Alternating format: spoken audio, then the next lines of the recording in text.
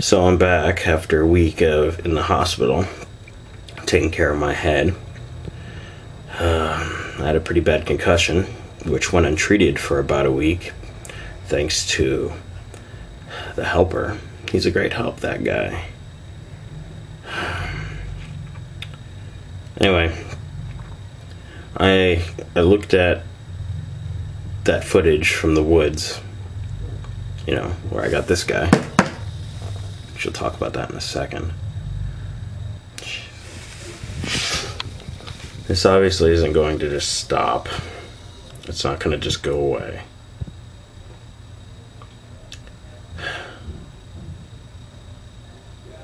So, let's talk about this thing.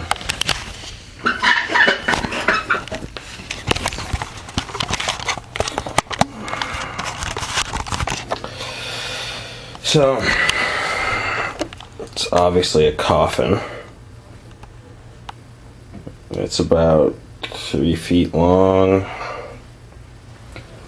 about maybe a foot, some inches high.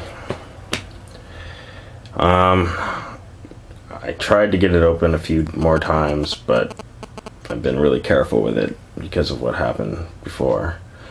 And that was not a very pleasant experience, and I'd rather not repeat it.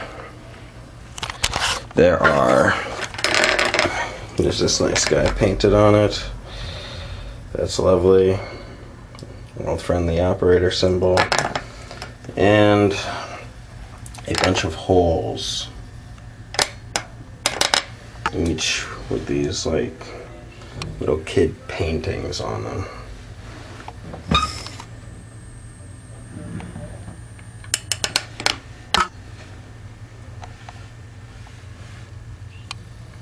For my own sanity, I've been making it easier for myself. I just went ahead and numbered them all, being 1, 2, 3, 4, 5, 6, 7, 8, 9, 10, 11, 12.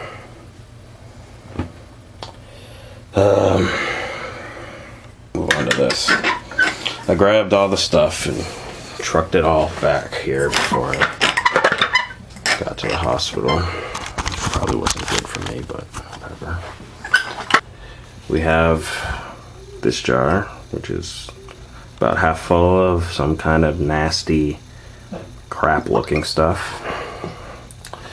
We have this one is full of nice water. This is also the jar that was buried with the coffin. We have this guy, which I really don't understand. See, check that out. Now watch this. I have no idea what the hell this is.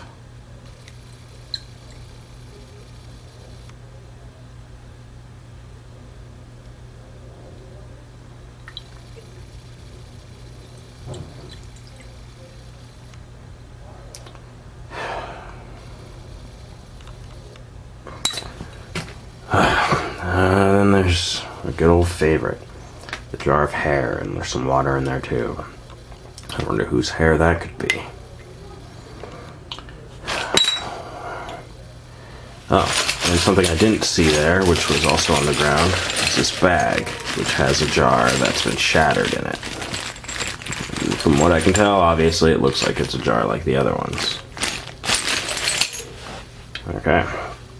So, I can't force the thing open or else it electrocutes me, as we've seen. And I'd rather not have that happen to me. The thing has all these holes, and the jars here are roughly the same size as the holes. I didn't mention this, there's also this empty jar. So I figure it obviously has to do something with putting the jars in the holes to somehow get it open, right? But watch, this is fancy stuff. It's good times. You put a jar in the hole, and just wait a second. And it does that. I'll stop it a second. There it goes. Now, as you can see, it burns the jars a little bit. Now these things aren't super sturdy, so I'm guessing that can only happen so many times before they break. And if they break, I'm probably not going to be able to get into this thing. And since Roivus is still gone, the helper is really all I have to go off of to figure out what's going on.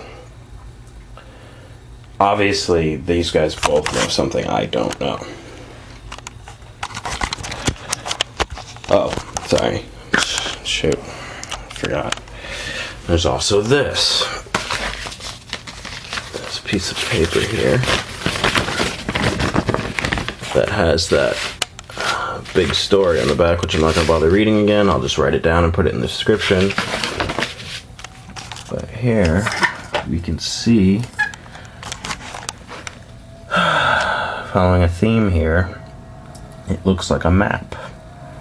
A map drawn by some little kid. It's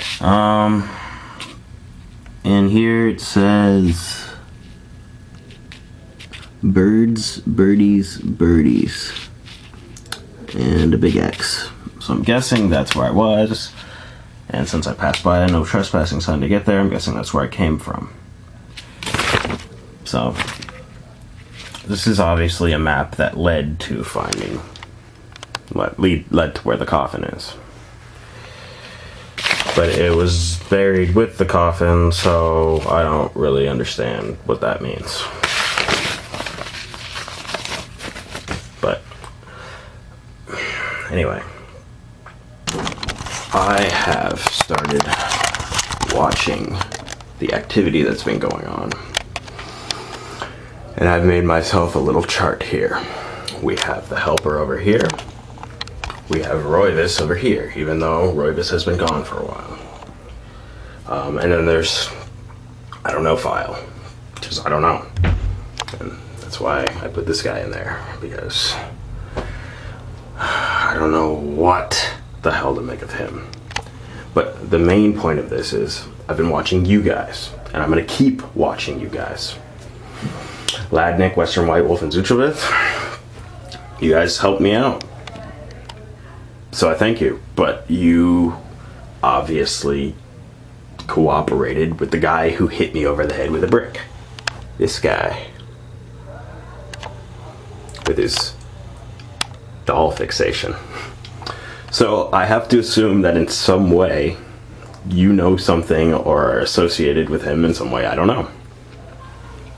Which is weird because I had you over there, but then I had to put you over here. I don't know. Anyway. Checkered Valentine, remember you. You were the one who originally decoded the Roivus Savile code. And Woot Ninja figured out the first stupid fairy tale riddle at the dollhouse. So I have to assume that you guys have something to do with Roivus Savile. With this, now, me say 20 years old, Grunge Pixie, and Sign of the Tree. You three,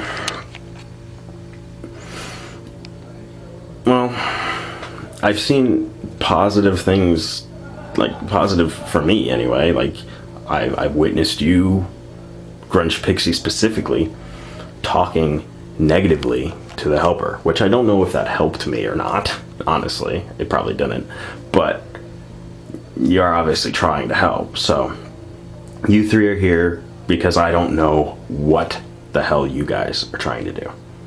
I have no idea what your motives are. Well, I have no idea what anybody's motives are.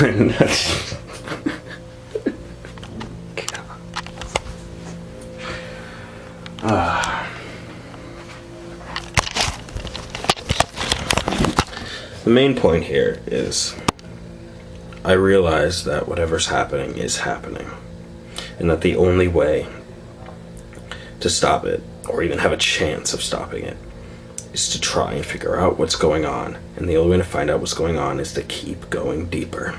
Ain't that just pleasant?